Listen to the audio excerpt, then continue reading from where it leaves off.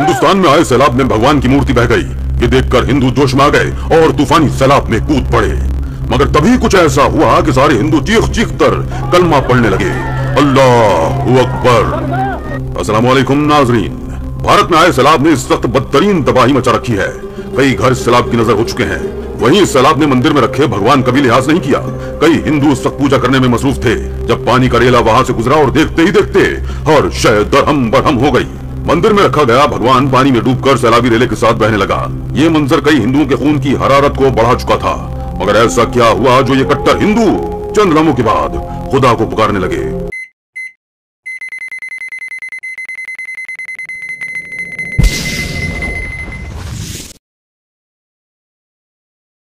तो नाज़रीन, हम बता रहे थे कि कट्टर हिंदू कलमा पढ़ने पर मजबूर हो गए। इसके पस पर्दा हकीकत क्या थी, ये आपको इस वीडियो में मालूम हो जाएगा।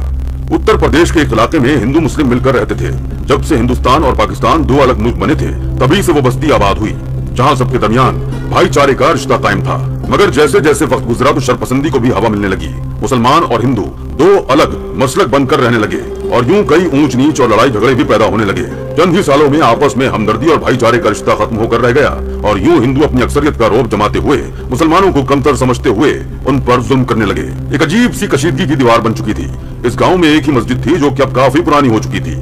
वहाँ पर रहने वाले मुसलमानों ने ये सोचा कि मस्जिद को दोबारा से तामीर किया जाए, क्योंकि वहाँ पर रहने वाले मुसलमानों की तादाद बढ़ती चली जा रही थी। और इस मंसूबे पर अमल दरामद के लिए इन मुसलमानों ने अव्वल तो हुकूमती इदारों की मिन्नत समाजत कर करके अपनी दरखास्त मंजूर करवाई और फिर जब मस्जिद को दोबारा से तामीर किया जाने लगा तो फौरन हिंदू हमला आवर हो गए। इसी बस्ती के रहने वाले हिंदू जो कि अक्सरियत में थे, औजार लेकर हमला आवर हुए और कहने लगे कि हम यहाँ पर मस्जिद को नहीं बनाने देंगे। इतना कहकर उन्होंने एक साथ मस्जिद पर हमला कर दिया और नऊजुबिल्लाह मस्जिद को गिराना शुरू कर दिया।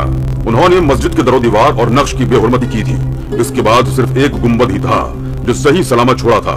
ये वही गुम्बद था जो कि बहुत पुराना था। इसकी बुनियाद सदियों से चली आ रही थी। जब वो इस गुम्बद को गिराने लगे तो हिंदुओं ने इस गुम्बद को गिराना तर्क कर दिया और उसको यूं ही छोड़कर अपना मंदिर बनाने का फैसला कर दिया। मुसलमान बेबसी की मूरत बने ये सब देखते रह गए। उन्होंने पुलिस थाने में भी रिपोर्ट दर्ज करवाई, मगर वो सब भी हिंदू थे, इसलिए कोई भी मुसलमानों की बात पर कान ना धर सका। हिंदुओं ने मस्जिद की जगह अपना मंदिर बना लिया और वहाँ पर इस इलाके की सबसे बड़ी मूर्ति को लाकर रख दिया जहाँ मुसलमान नमाज पढ़ा करते थे। उस जगह को एक मंदिर की शक्ल दे दी गई। अस्तगफिरुल्लाह। दोस्तों, अब वहाँ एक गुम्बद ही बचा था जो बाहर से देखने पर तो मस्जिद मालूम होता, मगर जब आगे जाकर देखा जाता तो अंदर भगवान की बड़ी सी मूरत रखी होती। मुसलमान ये देखकर अंदर ही अंदर जलते कुड़ते रहते। कई मुसलमानों ने एक रात जाकर मूर्ति को तोड़ने की भी कोशिश की, मगर वहाँ पर मौजूद रफाली करने वाले पंडित और इसके खास लोगों ने इन मुसलमानों को सरेआम पत्थर और मार मार कर जान से ही मार दिया। इनका कहना था कि ये हमारे भगवान की तौहीन करने वाले हैं, इसलिए इनका जिंदा रहने का कोई हक नहीं। इस वाक़े के बाद किसी में जुर्रत न हुई कि वो मूर्ति को जाकर तोड़े। मुसलमान अपने घरों में ही नमाज पढ़ने लगे। एक दिन तेज बारिश की वजह से सैलाबी रेला बनने लगा। तूफान और बारिश की वजह से कई इलाके ज़ेरे आब आ चुके थे। इन्हीं में वो बस्ती भी आड़े आ गई। पानी जहाँ से गुजर रहा था तबाही मचाता ही जा रहा था। मुसलमान अपनी छतों पर चढ़कर अजान देते तो हिंदू हंसते और बुलंद आवाज में अपनी किताबों से पूजा पाठ शुरू कर देते और कहते कि हमारा भगवान ही हमें बचाएगा। नऊजुबिल्लाह। तुम लोगों के लिए किसी की कोई मदद नहीं आने वाली। वो हर तरह से मुसलमानों का अकीदा कमजोर करने की कोशिश में लगे थे। मगर जब इस बस्ती में सैलाब दाखिल हुआ तो पानी ने देखते ही देखते कई घर उजाड़ दिए। वो पानी मंदिर में दाखिल हो रहा था। ये वही मंदिर था जो कि मस्जिद को गिराकर बनाया गया था।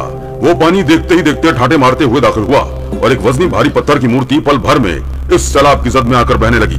मंदिर में मौजूद पंडित और कुछ खास कट्टर हिंदू जो कि इस वक्त पूजा कर रहे थे कि उनका भगवान उन्हें इस मुसीबत से निजात दिला सके, जब उन्होंने ये मंजर देखा तो भगवान से मदद तलब करने लगे और शोर मचाकर कहने लगे कि ऐ लोगों बचाओ बचाओ, ये तो कैसी मुसीबत आन पड़ी, हमारा भगवान पानी में बह रहा है। जब मुसलमानों ने ये देखा जो अपनी छतों पर खड़े अजान दे रहे थे ताकि इस मुसीबत से बचा जा सके, वो तंजिया मुस्कुराहट से हिंदुओं को देखने लगे।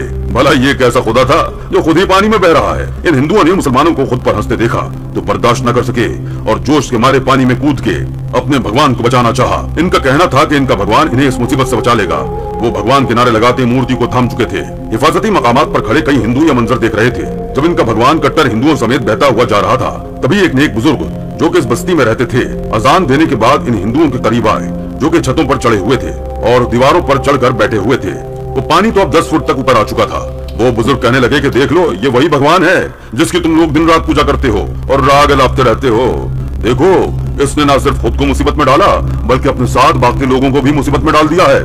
अब वो क्यों नहीं तुम सबको बचाता, क्यों नहीं तुम्हारी मदद कर रहा? क्या तुम्हारा भगवान इस काबिल है कि वो तुम लोगों को इस मुसीबत से निकाल सके? हिंदुओं ने जब ये सुना तो इनका चेहरा सुर्ख होने लगा। वो बुजुर्ग को जान से मारने के लिए आगे बढ़ने लगे, मगर तभी झगड़ा रोकने के लिए कई लोग बीच में आ गए और अपने अपने मसलक के लोगों को रोकने लगे। हिंदू कहने लगे कि हमारा भगवान हमें जरूर बचाएगा, वो हमें कभी भी तना नहीं छोड़ता। असल में इनके लहजे कमजोर पड़ चुके थे, हकीकत इनके सामने आ चुकी थी। दोस्तों, इसी पल एक बार फिर अजान की आवाज गूंजी। अजान की आवाज आई तो लोग समझे कि शायद इस बार भी वो बाबा ही अजान दे रहा है, मगर देखकर इनको हैरानगी हुई कि ये आवाज तो कहीं और से ही आ रही थी। सबकी नजर बेसाख्ता इस मंदिर की जानिब गई, वही मंदिर जो पहले मस्जिद हुआ करती थी और उसका गुंबद भी यूं ही अभी तक सलामत था। वो इस कदर मजबूती से बनाया गया था कि कोई भी उसे तोड़ न सका। इसलिए हिंदुओं ने पूरी कोशिश की थी कि उसे अपने मंदिर का हिस्सा समझा जाए, मगर नाकाम रहे थे। इस गुंबद से गूंजती हुई अजान की आवाज सुनकर सबके होश उड़े। पूरा मंदिर डूब चुका था, सिवाय इस गुंबद के जो यूं ही खड़ा था। लोग हैरानगी से गुंबद की जानिब देख रहे थे। हर सू तो पानी था। फिर आखिर कौन था जो इस मुसीबत में अजान दे रहा था? यह आवाज गूंजी तो ठाटे मारता हुआ दरिया की तरफ सैलाबी पानी रुकता चला गया। इसकी रफ्तार में कमी आ गई। यूं लग रहा था जैसे वो मीठी मसूर कुन आवाज सुनकर पानी भी रुकता जा रहा हो। पानी ने अपना बहाव काफी कम कर दिया था। तभी वो मूर्ति आगे जाकर किसी वजनी चीज से टकराई और टुकड़े टुकड़े होकर हर सू फैल गई। वहीं वो हिंदू जिस भगवान से मदद तलब कर रहे थे, अजान की आवाज सुनकर इनके दिल में हिदायत आने लगी। इन्होंने इस मूर्ति को वहीं छोड़ा और फौरन एक घर के बहते हुए सामान के सहारे किनारे तक पहुंचे। कितनी देर वो इस आवाज को सुनते रहे। कैसी सहरंगेज आवाज थी और हर दुख दर्द भी गोया खुद में ही समाती चली जा रही थी। मुसलमानों की आंखों से तो आंसू रवा हो गए थे। ये तो मौजज़ा था। आखिर कौन था जो इतनी खूबसूरत आवाज में अजान दे रहा था? यकीनन कोई फरिश्ता था जो इस वक्त मदद के लिए आसमान से उतरा था। वहाँ पर मौजूद कट्टर हिंदू जिन्होंने ये मंजर देखा था, फौरन रोते हुए वहीं पर गिर गए, क्योंकि उन्हें इबादत का तरीका नहीं पता था। वो अपने ही अकीदे के मुताबिक हाथ जोड़कर इन बुजुर्गों से कहने लगे कि बाबा, हमें अपना दीन सिखाइए, हमें कलमा पढ़ाइए, हमें बताइए कि हम खुदा का कैसे शुक्र अदा करें। यकीनन आप हक पर थे और आपका धर्म ही असल धर्म है।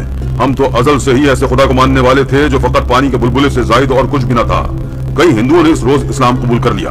तूफान जब थमा तो इन हिंदुओं ने, जो कि मुसलमान हो चुके थे, अपने हाथों से इस इलाके की बड़ी मस्जिद तामीर की। खुदावंद आलम से दुआ है कि वो सभी इंसानों को हिदायत दे और नेकी की राह पर चलने की तौफीक इनायत फरमाए। आमीन या रब्बुल आलमीन।